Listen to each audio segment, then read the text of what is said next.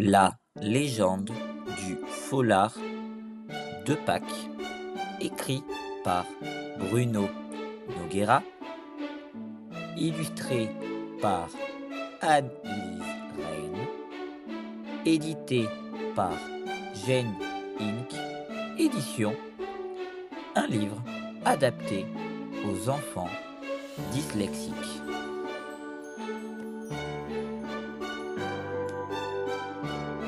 Dans un petit village au Portugal, une jeune femme nommée Marianne vit dans une petite maison en pierre au coin de la ville. Elle adore habiter ici parce que c'est très calme et qu'elle aimait ça. Marianne est habillée d'une belle robe rouge bordeaux, chaussée de petits chaussons de verre. Dans sa vie, elle n'a qu'un seul et unique désir, se marier. Chaque jour, elle se rend à l'église de son village pour prier Sainte Catherine. Marianne croit en elle. C'est la seule personne à qui elle peut parler.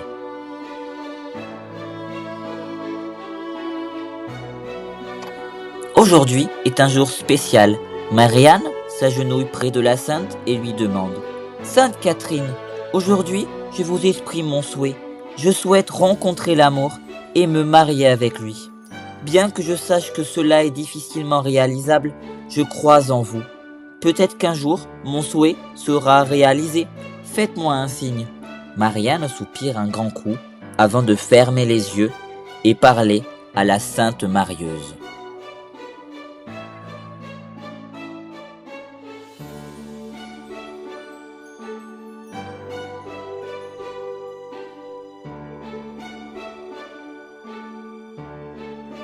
Plusieurs minutes passent, Marianne a fini.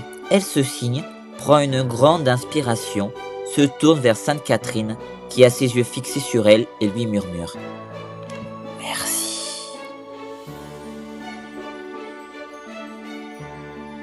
Elle regarda une dernière fois la sainte, puis, doucement, partit en direction de la sortie de l'église.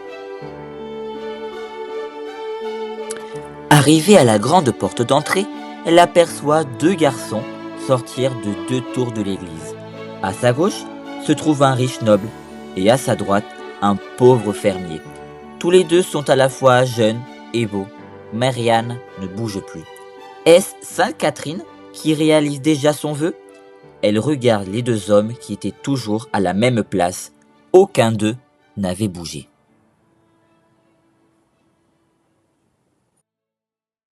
Ils la regardent à leur tour, un petit sourire apparaît sur leur visage.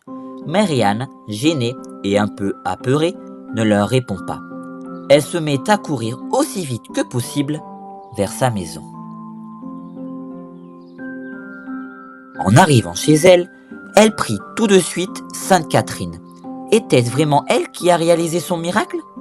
Marianne prend une grande respiration et se concentre sur sa prière. Sainte Catherine, je sais que c'est vous qui avez réalisé mon souhait, mais comment voulez-vous choisir? Deux d'un coup? Comment je peux faire? C'est impossible. Sainte Catherine, aidez-moi, s'il vous plaît.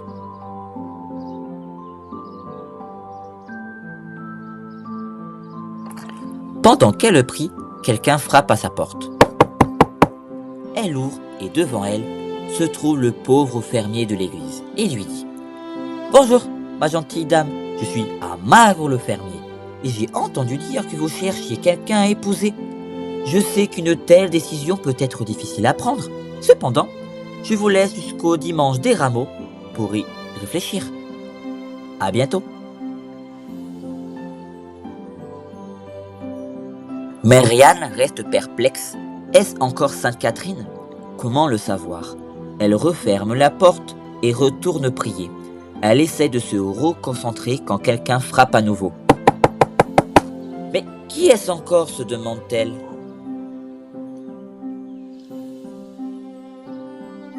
Elle ouvre et cette fois-ci se trouve nez à nez avec le riche noble. « Bonjour, mademoiselle, je suis le riche noble. Nous nous sommes vus tout à l'heure à l'église et je vous trouve bien ravissante. Je sais que votre choix sera compliqué. Cependant, je vous laisse y réfléchir jusqu'au dimanche des rameaux. À bientôt.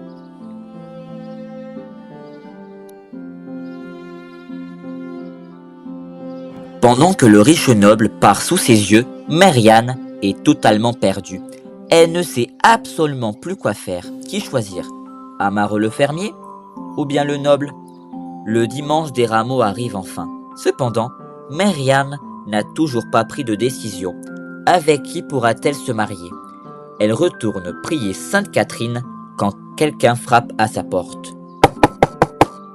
Elle ouvre et se retrouve devant sa voisine, tout essoufflée.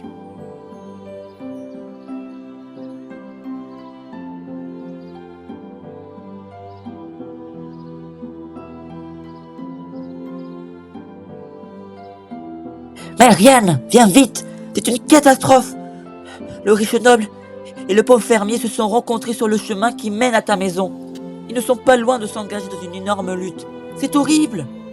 Sans plus attendre, Marianne se met à courir jusqu'à l'endroit où les deux hommes sont censés se faire face. Est-ce pour Marianne qu'ils font ça? Mais pourquoi? Lorsqu'elle arrive sur les lieux, elle voit ces deux prétendants qui étaient sur le point de se battre.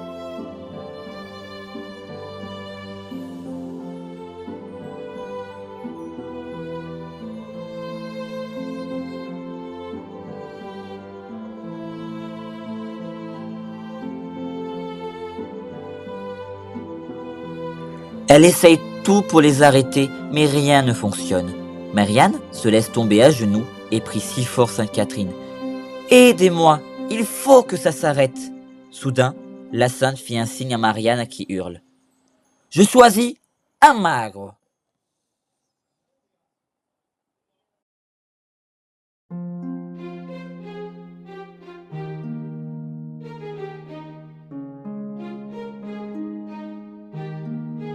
Les deux prétendants stoppent direct leur bêtise. Le riche noble, furieux de la décision de Marianne, part loin, très loin. Il doit s'éloigner et ne veut surtout pas voir Amaro et Marianne. La veille du dimanche de Pâques arrive, Marianne est tourmentée. Un habitant du village lui a dit que le riche noble apparaîtrait le jour de son mariage pour tuer son futur époux. Comment peut-elle faire pour empêcher cela? Elle est totalement désespérée. Alors, elle se met à prier fort Sainte Catherine. « Oh, Sainte Catherine, aidez-moi, faites que le noble n'apparaît pas à mon mariage. Aidez-le à trouver une fille plus belle que moi. » Ce fut alors qu'elle aperçoit l'image de la Sainte Sourire. Aurait-elle compris? Ça y est, c'est Pâques. Marianne se rend à l'autel de la Sainte pour pouvoir la remercier. Elle accueillit des jolies fleurs et elle les dépose à côté de Sainte Catherine. « Merci beaucoup, Sainte Catherine, vous m'avez beaucoup aidé. » Puis Marianne rejoint sa maison. Quand elle arrive chez elle, sur la grande table du salon est posé un gros gâteau avec des œufs entiers entourés de fleurs, les mêmes qu'elle a déposés autour de l'autel de la Sainte. Est-ce un geste de Sainte Catherine pour la remercier de lui avoir apporté des jolies violettes? Ne sachant pas, mais étant très heureuse de ce cadeau, Marianne se rend immédiatement à la maison d'Amar. Elle le rencontre sur le chemin. Marianne lui demande « J'ai reçu un gâteau avec 2 œufs entiers à la maison. Est-ce toi qui me l'as déposé? »« Toi aussi? J'ai reçu le même sur ma table. Je croyais que c'était toi qui me l'avais offert. »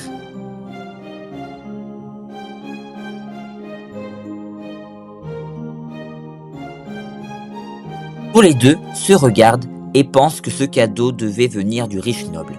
Alors, ils décident d'aller chez lui pour le remercier. Quand ils arrivent chez le noble, le même gâteau se trouve sur sa table. « Mais toi aussi tu as reçu ce gâteau ?»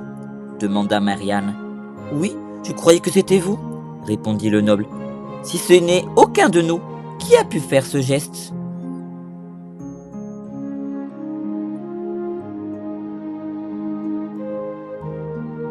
Marianne est convaincue que c'est l'œuvre de Sainte Catherine. C'est elle qui a posé ce gâteau chez elle, chez Amaro et chez le riche noble. Elle voulait sûrement que tout le monde s'entende et qu'ils deviennent amis. C'est chose faite. Amaru et le riche noble se réconcilient et tout le monde devint ami pour la vie. Et surtout, personne n'est mort le jour du mariage de Marianne et d'Amaru. De nos jours, ce gâteau se fait connaître sous le nom du foulard. Il est devenu une tradition pour le jour de Pâques. Il célèbre l'amitié et la réconciliation. Donc, lorsqu'il y a des festivités chrétiennes de Pâques au Portugal, surtout lors du dimanche des rameaux, les filleuls ont l'habitude d'offrir des fleurs de violette à leurs marraines. Et le dimanche de Pâques, les marraines offrent en retour un foulard. Il existe plusieurs sortes de foulards qui se répandent du nord au sud du Portugal, comme le foulard transmontano, un foulard aux viandes, le foulard de Pâques avec des œufs, le foulard de Trás-os-Montes, le foulard do Leão, Algarve, le foulard alentejano et plein d'autres.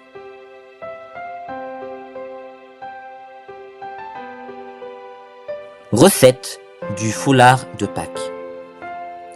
Préparation 1 heure 40 minutes. Cuisson 39 minutes. Total 2 heures 20 minutes. Étape 1. Préparation des ingrédients. 2 œufs, 375 g de farine, 75 ml de lait, 36 g de beurre, 88 g de sucre, 0,5 cuillère à café de sel, 8 g de levure boulangère, 4 œufs non bouillis, 1 cuillère à café de cannelle. Étape 2. Préparation du foulard. Dans un saladier, versez la farine. Faites un trou au milieu, ajoutez le sucre et le sel. Dans une casserole, chauffez le lait puis ajoutez la levure. Mélangez jusqu'à ce que la levure disparaisse. Dans un bol, chauffez le beurre et réservez de côté pour qu'il refroidisse un petit peu. Dans un deuxième bol, battre les 2 œufs, mélangez le tout. Déposez la pâte sur un plan de travail fariné, pétrir pendant au moins 10 minutes et former une boule. Remettez la pâte dans le saladier et saupoudrez-la de farine.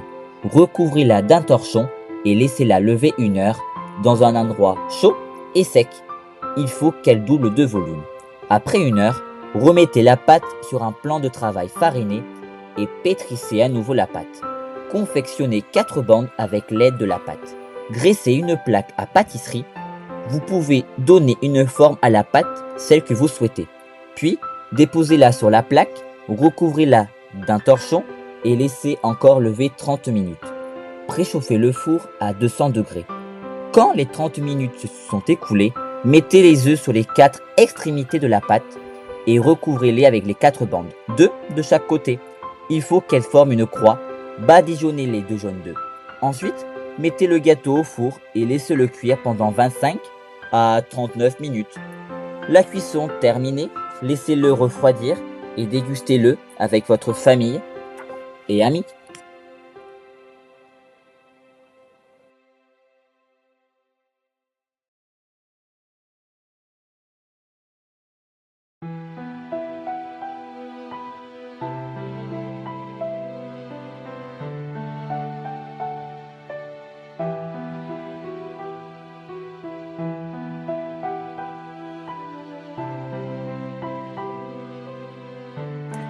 C'était La légende du foulard de Pâques, écrit par Bruno Nogueira, illustré par Anne-Lise Rein, édité par Gen Inc.